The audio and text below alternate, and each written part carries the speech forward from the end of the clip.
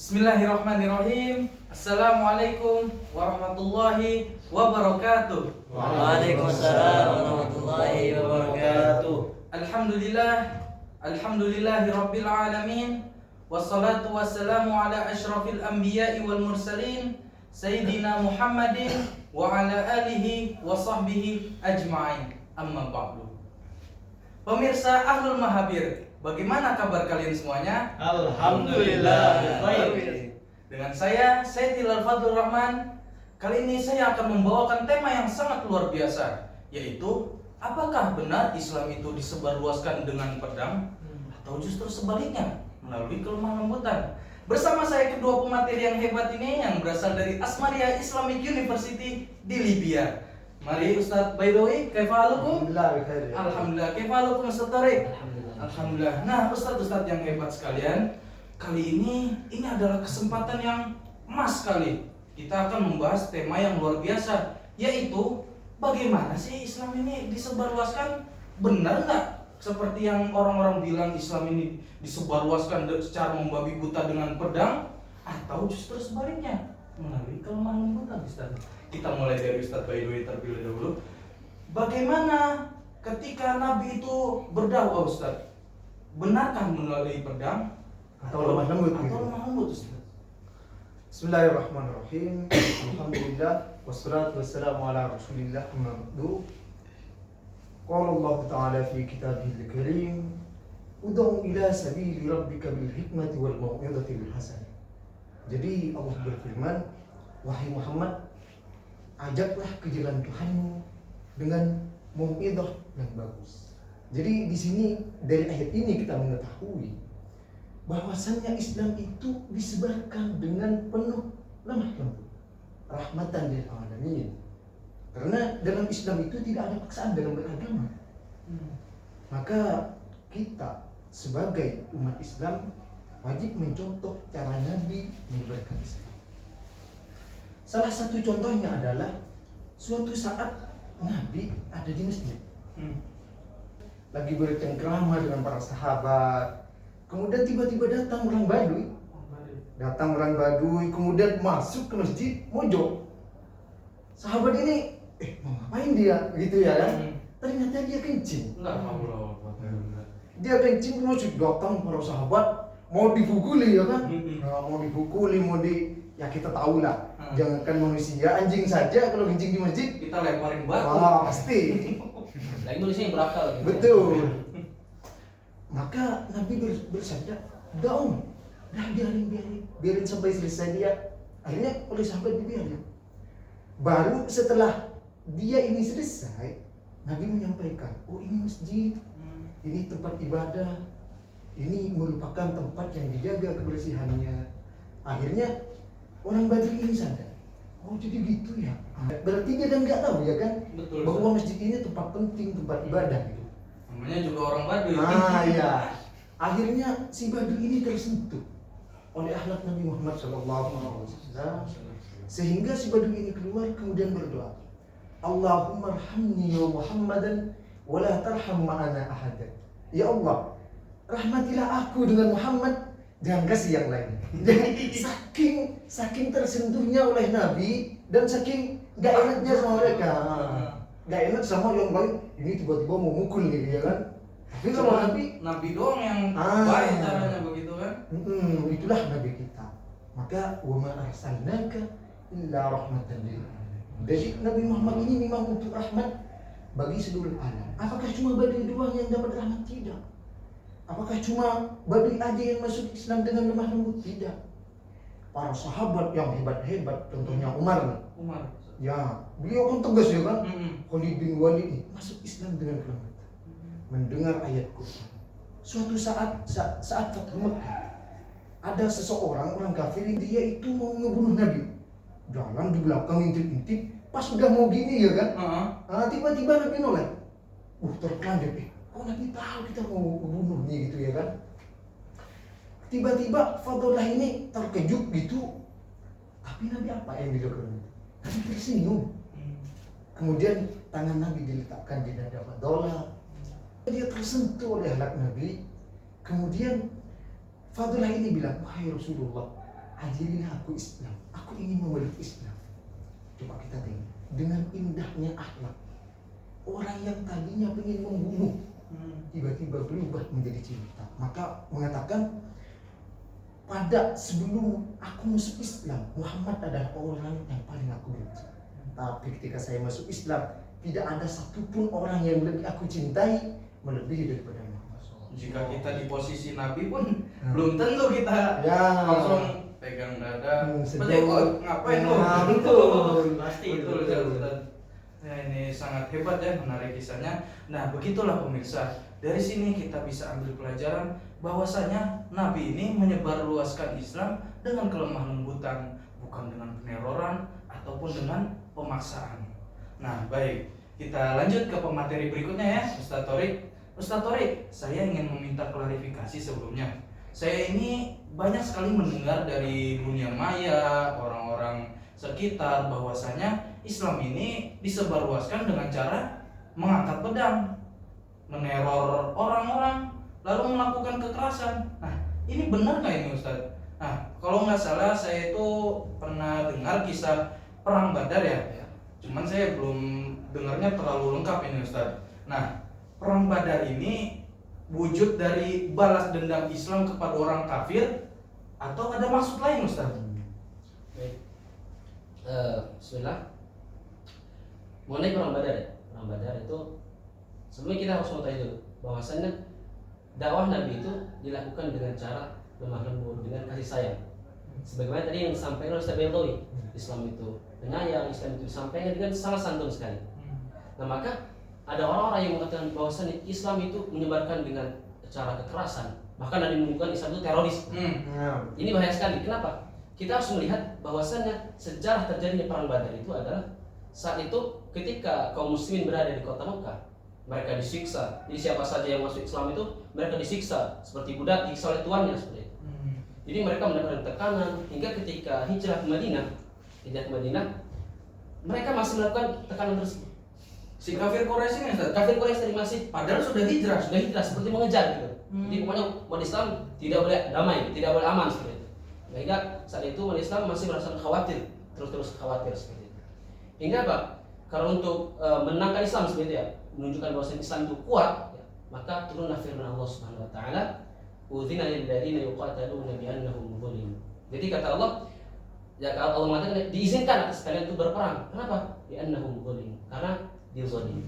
Jadi pecahnya perang Badar saat itu bukan semata-mata Islam itu ingin meneror atau Islam itu ingin membantai orang-orang Quraisy, tidak. Melainkan apa? Untuk membela diri karena atas kezaliman yang dilakukan oleh orang-orang Quraisy tadi. Jadi mengangkat pedang bukan secara agresif, Bukan secara agresif, tidak. cuma defensif aja di sini Betul, berarti ya. betul.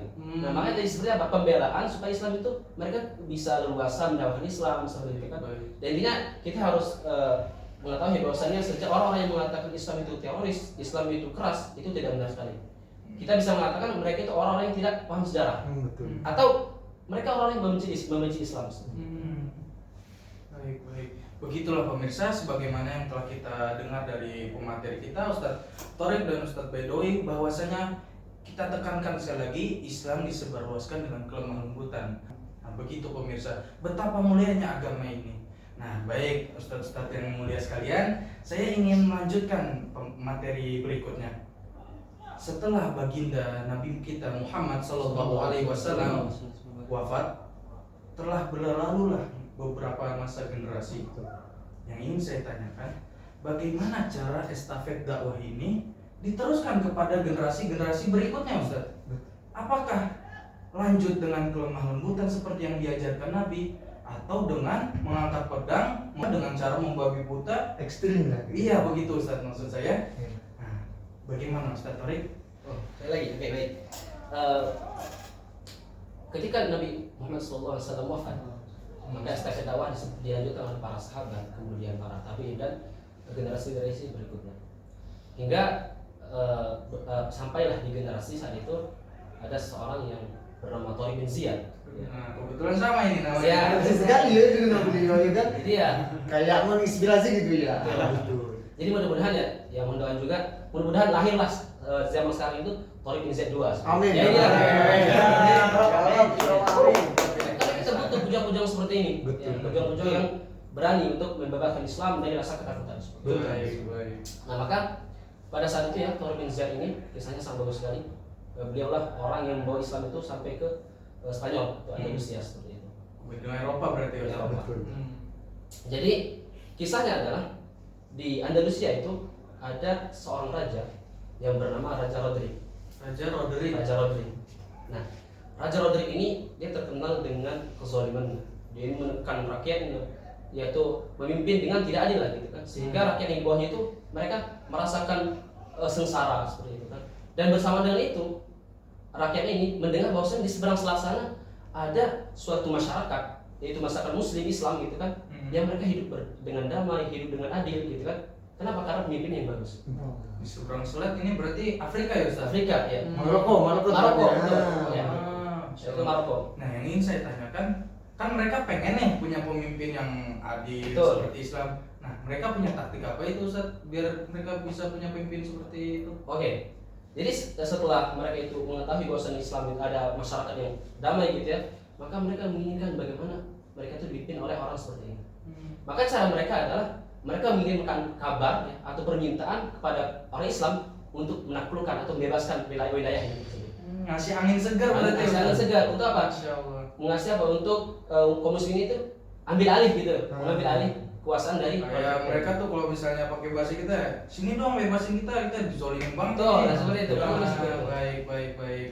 Nah maka ketika kabar tadi didengar oleh si Thoriq bin Ziyad, ya, maka Thoriq bin Ziyad langsung melapor ke gubernur saat itu yang bernama Musa bin Nusair. Musa bin Nusair. Musa bin Nusair kemudian dia meminta izin lah kepada khalifah saat itu yaitu Al-Walid bin Abdul Malik, sehingga ketika telah mendapatkan izin maka diutuslah 4 kapal ya yang berisi 500 pasukan untuk melihat medan yang akan dihadapi. Jadi setelah mereka mendapatkan izin untuk menaklukkan Andalusia tadi, maka dikirimlah tadi 500 pasukan. Tujuannya apa? Untuk melihat medan yang akan mereka hadapi. Jadi ini Ustaz ya, ini merupakan strategi militer. Jadi kita harus belajar ketika kita ingin menaklukkan suatu tempat atau ingin menghadapi musuh kita, maka penting sekali kita untuk mengetahui keadaan musuh. Menyelidiki lah gitu. Ya, menyelidiki. Cuma buat ngelihat ini medannya gimana. Betul. Ya saya juga kaget ini mau naklukin negara kafir tapi Cuma 500. Ya, betul. Nah, Jadi ini merupakan apa? Taktik ya supaya apa? Bisa mengetahui jumlah musuh, apa kelemahan musuh. Nah, ini penting sekali. Karena ketika kita ingin mendapatkan kemenangan atau misalkan juga kita itu bisa apa? Untuk mendapatkan kerugian yang paling minimal seperti itu. Baik. Jadi penting sekali. Nah, maka setelah dikirim tadi ya 500 orang tadi, setelah mengetahui medan yang akan dihadapi, maka kembalilah pasukan tadi yang 500 orang tadi. Nah, maka setelah mengetahui medan tersebut, berangkatlah Thoriq bin Ziyad dengan membawa 7.000 pasukan. 7.000. 7.000 pasukan. Pasukan asli ini berarti. Ya, pasukan asli ini baru pasukan yang bakalan menaklukkan Andalusia nih gitu kan. Nah, sehingga pada saat itu mereka sampai di bukit yang bernama Bukit Jabal Thoriq. Jabal Thoriq atau terkenal dengan Selat Gibraltar. Gibraltar. Ini dinamakan oleh orang-orang Spanyol sendiri. Untuk mengenang sejarah Mengenang tersebut. betul. Gibraltar yang bermakna Jabal Thoriq, Bukit Thoriq. Itu saking agungnya kisah Thoriq ini ya, sampai diabadikan menjadi nama suatu gunung. atau bukit. Insya Allah. Baik Ustaz, setelah mengirim 7.000 pasukan, pasti dong Raja Rodrik ini nggak diem aja. Betul. Nah, apa yang dilakukan Raja Rodrik tersebut Ustaz?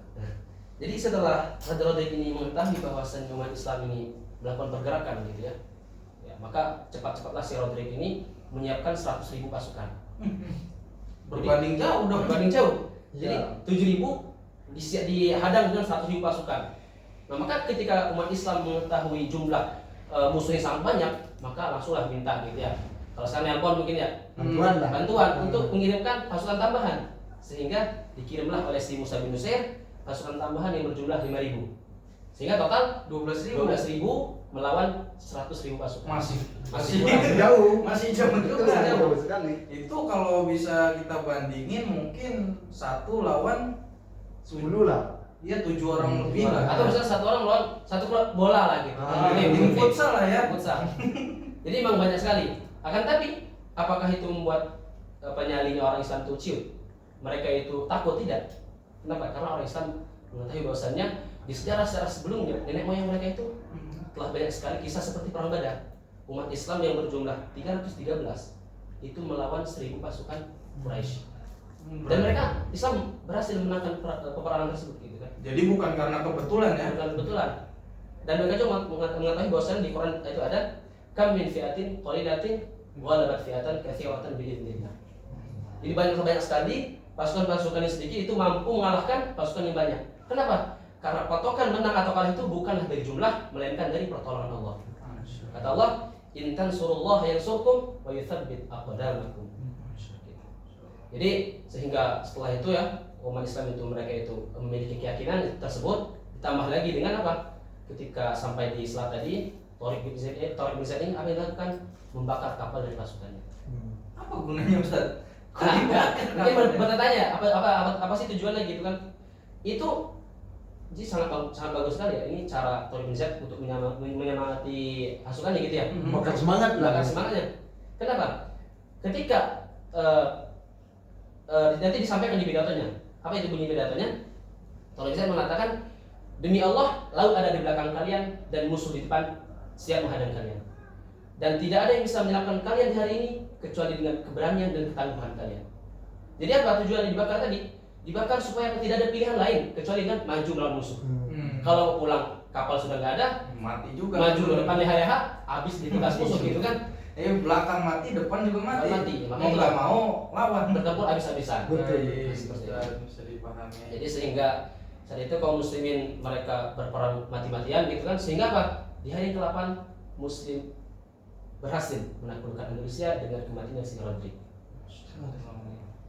Ini ya pemirsa, salah satu keajaiban yang sangat hebat kita bisa lihat dari sejarah ini, bahwasanya umat muslim jumlahnya kalau bisa dibilang sedikit ya Ustaz. Orang kafir tuh banyak, cuman karena pertolongan Allah, umat Islam ini jadi bisa menang dengan jumlah yang sangat jauh, nggak bisa dibayangin gitu loh. 7.000 tambah 5.000, 12.000 lawan 100.000.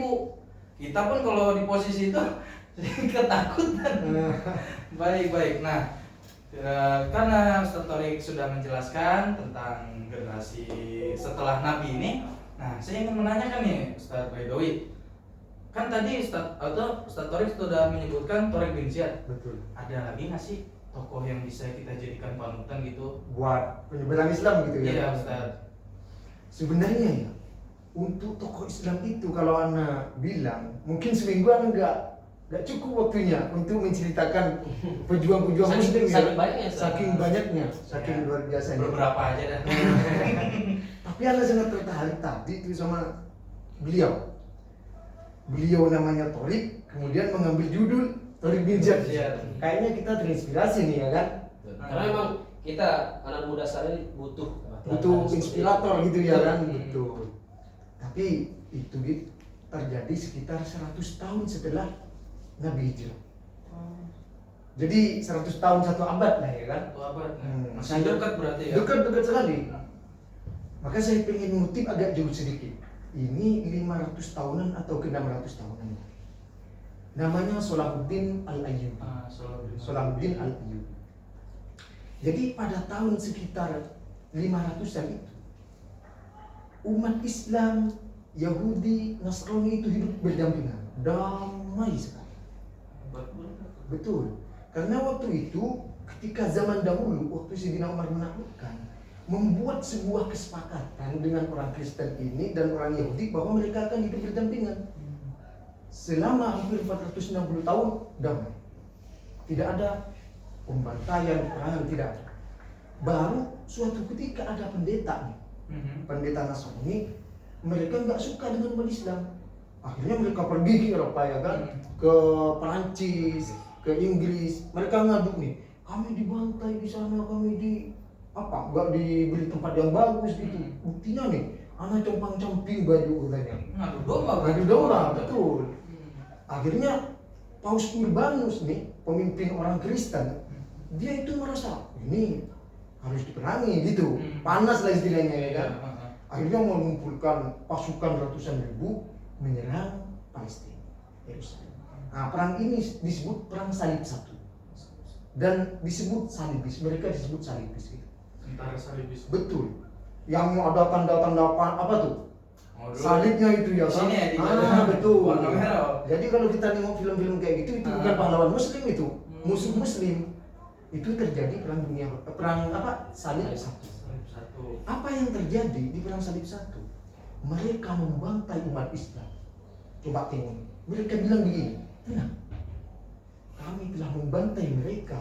Bahkan darah mereka sampai menggenang ke lutut kuda kami. Bayangkan loh. Lutut kuda perang mungkin setinggi ini loh. Seginilah mungkin ya kan. Bayangkan itu full dengan darah. Gimana kita bayangkan betul pakai jamnya mereka ya kan? Bahkan Yahudi kena juga. Loh, Iya, soalnya Yahudi ada di situ juga. mereka nggak tebang pilih gitu. Enggak tebang pilih, kalau udah orang kafir yang menang udah enggak tebang pilih, rata harus gitu. Akhirnya lahirlah Salahuddin. Lahir Salahuddin Al-Ayyubi. Kemudian Salahuddin ini apa ya? Berusaha dengan sangat luar biasa untuk menyatukan kerajaan muslim. Contohnya nih Fatimiyah yang ada di Mesir disatukan dengan Abbasiyah. Kemudian setelah bersatu, baru umat Islam ini mikir betapa pentingnya Yerusalem. Bukti bahwa umat Islam itu kuat, lagi jaya, Yerusalem harus ada di genggaman umat Islam. Jadi ketika Yerusalem lepas, berarti umat Islam lemah. Oleh sebab itu, Salahuddin ini harus nih ditaklukkan. Akhirnya direbutlah kembali. Nah, ini disebut perang salib 2. Perang salib 2. Iya. Hebatnya nih, kalau umat Islam yang menang tuh kan, akhirnya di perang salib 2 ini, di perang Hittin namanya, di Galilea, dia itu Salahuddin dengan tentaranya selama 2 bulan berperang. Akhirnya umat Kristen ini, tentara salibis ini hancur. Kalah. Namanya juga perang ya kan, pasti saling bunuh-membunuh. Betul, Ustaz. Yang kita perhatikan itu habis perang, apakah membantai? Tidak. Inilah umat Islam. Orang Nasrani-nya bilang gini, kok kalian nggak membantai kita sih? Padahal dulu kita bantai ya kan, sampai anjur lebur, darahnya sampai ke lutut gitu. Harusnya balas dendam. Iya, padahal kesempatan ya kan. Iya. Ini kok nggak malah nggak ngebalas gitu. Akhirnya mereka bilang, kok kamu nggak membantai kita gitu ke Salahuddin? Maka Salahuddin bilang dengan bangganya, kita harus meniru Salahuddin nih, harus bangga. Saya seorang muslim, kita harus bangga gitu. Saya Salahuddin, seorang yang ditugaskan untuk mensejahterakan. Jadi bukan untuk membantah, bukan untuk menghancurkan, tapi untuk membuat Islam, kedamaian. Ya betul sekali, itu bagus sekali. Jadi sisa-sisa tentara salibis ini dibiarkan. Dibiarkan, bahkan mereka dikasih tempat. Antum tinggal di sebelah sini ya, gak diusir dari sana. Saking toleransi. Saking toleransinya, saking hebatnya nih umat Islam. Jadi kemudian pas sedang menguasai ya kan, umat Islam tinggal di situ. Datang lagi tentara-tentara Eropa ini mau nyerang lagi ke umat Islam. Gabungan lagi, besar lagi ya kan. Tapi apa? Mereka nggak bisa. Salahuddin udah kuat banget, nggak bisa berbuat apa-apa. Mau naklukkan nggak bisa. Pas lagi perang itu loh hebatnya ini Salahuddin ya kan. Umat Islam itu hebatnya gimana? Raja-raja orang Kristen ini banyak yang sakit. Ada yang sakit itu, diantar dokter, dikasih obat, dikasih tabib, dihantarkan oleh Salahuddin. Kemudian dikasih buah-buahan. Lagi perang ya kan, perang di musim panas, di tenda-tenda, dihantar es. Bayangkan, Nggak bayang gitu. nggak bayang musuh ya kan? Kalau musuh dikasih kekuatan istilahnya. Betul, toleransi. Kelewatannya bukan toleransinya, kelewatan baik nih. Baik banget ya kan? Heeh. Akhirnya mereka ini mikir, ini kita mau taklukkan nggak bisa-bisa ya kan? Kayaknya kita walaupun udah menaklukkan nggak mungkin sebaik dia gitu. Insecure lah istilahnya sekarang ya kan? Akhirnya ya udahlah biarin lah. Tapi kita minta gitu. Akhirnya orang-orang Kristen ini minta, wahai Salahuddin, boleh nggak umat Kristen ini diberi tempat lagi? Dikasih lagi sama Salahuddin. Bayangkan tuh kan, kurang toleransi apa? Berarti tuduhan mereka, orang-orang yang membenci Islam itu tidak benar. Jadi memang sesuai dengan itu ya, lanjutan kisah si Rodrik tadi. Betul, hampir mirip ya. Jadi ini Ustaz, saya akan memberikan contoh bahwasanya ketika Islam itu menguasai suatu wilayah, itu akan hidup damai. Sedangkan kebalikannya ketika umat Kristen itu yang berkuasa atau berhasil menaklukkan suatu wilayah, maka seperti tadi Islam dibantai, umatnya dibantai. Betul. Nah, jadi kelanjutan kisah Rodrik tadi, ketika Rodrik berhasil dikalahkan, ditaklukkan gitu kan. Dan yang paling bagus dari ini ya, dari kisah seperti ini. Jadi Islam itu ya, setiap menaklukkan sebuah tempat, maka Islam itu sangat mudah sekali diterima oleh penduduknya. Penduduk asli gitu Penduduk ya. asli. Alasannya apa? Alasannya adalah karena Islam bukan tujuan untuk menguasai, maksudnya untuk mengambil merebut kekuasaan, tidak. Melainkan apa? Untuk memberikan hukum-hukum yang adil, mensejahterakan rakyat, bahkan untuk apa? Untuk mendakwahkan Islam secara lemah lembut. Makanya ketika Islam itu menang tadi di Andalusia, itu orang Yahudi dibangunkanlah dibangun sinagog, ya. orang Kristen dibangunkan gereja. Masya Ini Allah. bukan toleransi sekali. Maka kita bisa melihat bahwasanya ketika Islam itu menang, semua akan damai. Ketika orang yang non Muslim itu yang menang, maka kekacauan akan terjadi di muka bumi. Dibantai ya. Dibantai. Saya jadi ingat firman Allah Ustaz. Walau la dafqullahi nasa ba'dahum bi ba'din la fasadatil ardh. Kalau Allah tidak mencegah sebagian dari sebagian maka akan rusak bumi. Saya ingat juga ini tentang umat Islam tuh kan. Umat Islam itu sesudah itu Ustaz damai lagi. Kan tadi 450 tahun damai ya kan. Ini mulai sejak ditaklukkan oleh Salahuddin sampai Ottoman Empire menguasai dunia 2/3 dunia ya kan.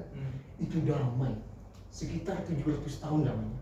Itu damai, tentram Yahudi, Nasrani, Islam damai. Tapi kita tengok lagi nih, tiba-tiba Ottoman Empire ini pada tahun 1924 runtuh ya kan? Iya betul Ustaz. Masuk Yahudi. Apa yang kita lihat hari ini? Kejadian di Palestina sana. Di Palestina Islam dibantai. Hingga hari ini. Hingga hari ini, betul ya kan? 100 tahun lah, 100 tahun ya kan? Hampir 100 tahun hari ini. Bahkan umat Nasrani pun di sana Dibantai juga? nggak luput dari luapan kebencian mereka itu. Ustaz. Di apa yang menurut Habib nih? Kalau waktu itu saya pernah lihat video kan. Ah.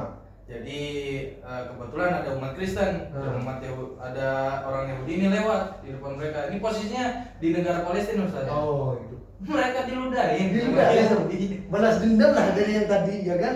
Kan tadi ini umat Yahudi pas waktu dulu tuh dibantai. Dibabat habis Nah, gitu. dibabat habis ini sekarang mereka gak mau tinggal diam juga ya kan? Dibahas diludahin. Diludahin. Tapi beda dengan Islam. Ya kan? Islam ini memang luar biasa. Maka orang-orang Kristen itu buat film namanya Kingdom of Heaven. Oh, Ya, kerajaan surga namanya itu ya kan? berarti.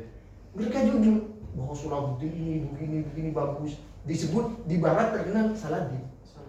Cuma ada yang gak suka nih dari orang Eropa ini, orang Barat ini, ada yang agak suka. Orang-orang Kristen ini mencoba memalsukan sebuah sejarah, Dracula. Dia merupakan pangeran Wallachia yang berkhianat lah pada Utsmani. Pada saat itu Muhammad Al-Fatih ya kan, dia itu nyulak umat Islam, diculak mulai dari dubur sampai ke mulut. Dia ditusuk dengan bambu, tembus gitu. Nah, tapi mereka itu malah mengubah sejarah. Mereka bilang bahwa dia itu dibuat film dulu ya kan, dibuat vampir, habis dibuat vampir, dibuat pahlawan akhirnya. Kalau nggak salah ada 3 film tuh. Nah, jadi pahlawan. Berarti kalau mereka disebut pahlawan ini Dracula nih, kita disebut apa? Penjahatnya. Jahat. Setannya ya kan. Padahal yang setan si Dracula ini.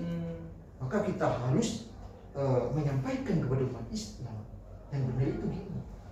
Maka ada tokoh di Indonesia yang bilang ya kan, Anda sangat terinspirasi dengan tokoh ini. Beliau bilang, Jasmir, jangan coba-coba lupakan sejarah. Karena kalau seseorang melupakan sejarah bangsanya, maka dia tidak pede gadang. Coba kita tengok umat Islam, banyak yang nggak pede kan? Kita sebagai umat Islam harus pede. Harus menunjukkan pada diri ini. Kita tengok nih, mulai dari Ottoman runtuh sampai sekarang hampir 100 tahun, ya kan? Setiap 100 tahun pasti ada mujadid baru. Itu tadi saat yang saya katakan bakal muncul Tor bin Z Bin Z baru. baru.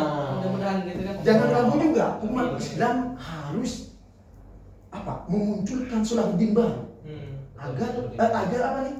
Palestina ini bisa kita ambil kembali gitu ya. Nah, dan Salahuddin ini harus muncul dari kita dari pemuda Islam. Saya minta nih kepada pemuda Islam seluruh dunia, Indonesia khususnya, agar kita bahu-membahu memperjuangkan, membebaskan Palestina. Hidup pemuda Islam. Hidup. Jadi makin itu butuh pejuang-pejuang yang menggantikan mereka semua. Betul. Karena apa? Saat ini Islam itu kan kita bisa lihat Islam itu di bawah. Lalu Islam sempat hampir menguasai dunia. 2/3 dunia. 2/3 dunia. Akan tapi sekarang apa? Islam masih dibantai, di Eropa Islam sudah tidak terdengar lagi.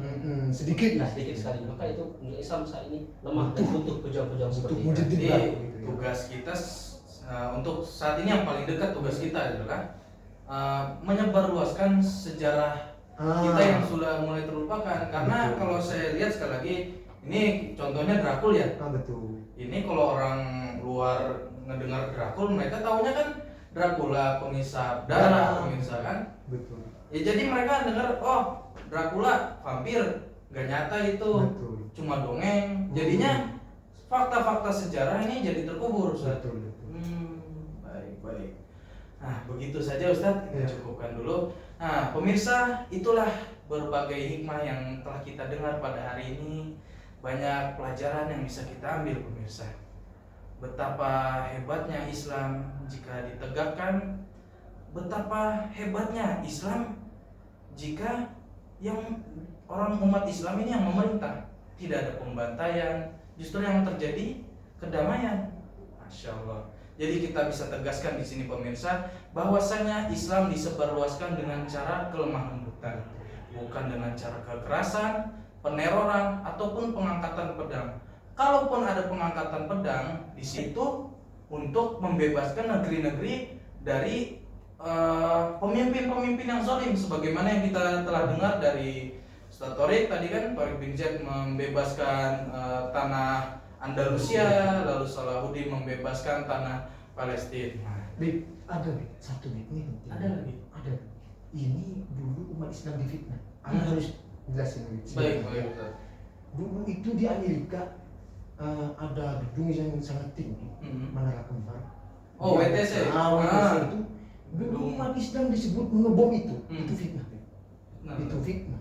Itu keji sekali. Mereka menanam permit bom di bawah, kemudian menjatuhkan, menisbatkan bom itu agar umat Islam itu dianggap teroris, agar umat Islam itu dianggap penjahat.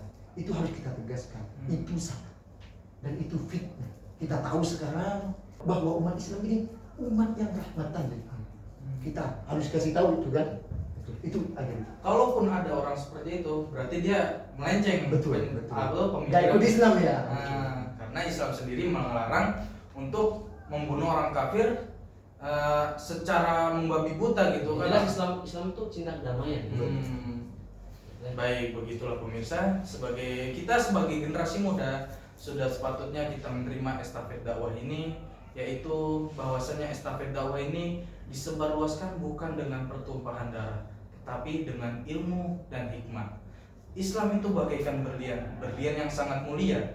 Jikalau berlian ini saya lemparkan ke kepala orang, apakah orang tersebut merasa yang telah dilemparkannya itu berlian? Pasti dia akan terperanjat dan emosi, lu ngapain? Nah, tapi kalau misalnya kita kasih berlian, ini ada berlian buat kamu, Lembut gitu ya. orang itu akan merasa bersyukur, terima kasih. Inilah pemirsa, inilah Islam pemirsa. Islam bagaikan berlian, tapi kita harus tahu cara menyampaikannya, yaitu dengan lemah lembut, bukan dengan kekerasan. Bersama saya Saidillah Fadlur Rahman, kita akan kembali di episode selanjutnya. Kami pamit undur diri. Wassalamualaikum warahmatullahi wabarakatuh. Waalaikumsalam warahmatullahi wabarakatuh.